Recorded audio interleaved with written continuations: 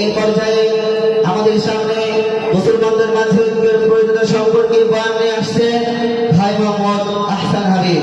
ভাই মোহাম্মদ আহসান হাবিব।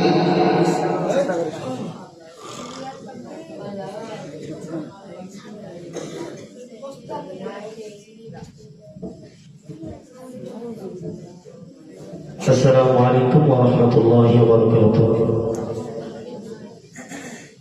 نحمده ونصلي على رسوله الكريم، أما بعد، فأعوذ بالله من الشيطان الرجيم. بسم الله الرحمن الرحيم.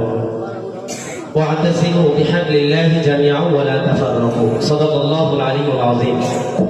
وقال النبي صلى الله عليه وسلم: المسلم أخو المسلم، أو كما قال عليه الصلاة والسلام.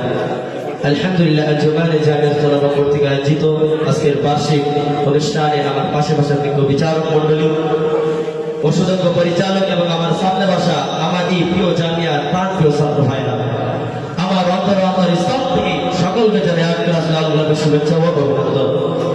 সম্মানিত মুহতারাম হাজির, এই বছরে মাদ্রাসা কর্তৃপক্ষ থেকে ও আঞ্জুমান কর্তৃপক্ষ থেকে আমার উপরে যে বিষয়বস্তু দেওয়া হয়েছে তা হলো যে মুসলমানদের ঐক্যের জরুরি প্রয়োজনীয়তা।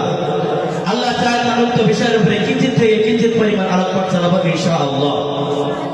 সম্মানিত মুহতারাম হাজির, আমি আপনাদের সামনে আজকে এমন একটা বিষয় নিয়ে আলোচনা করব যা মুসলিম জাহান মুসলিম উম্মার জন্য পালন করা আবশ্যকীয়। ভাইরা আমার, গোটা বিশ্বের জমিনে আল্লাহ তাআলা 18,000 মাখলুক সৃষ্টি করেছে। এই 18,000 মাখলুকের সৃষ্টির ভিতরে আল্লাহ তাআলা বনি আদমকে অধিক মর্যাদা ও অধিক সম্মান দিয়ে এই দুনিয়ার অধিষ্ঠিত করেছেন। সম্মানিত মুহতারাম হাজিরিন, তারা হলো যে আমার আপনার নবী সাইয়্যিদুল মুরসালিন জনাবে মুহাম্মদ রাসূলুল্লাহ সাল্লাল্লাহু আলাইহি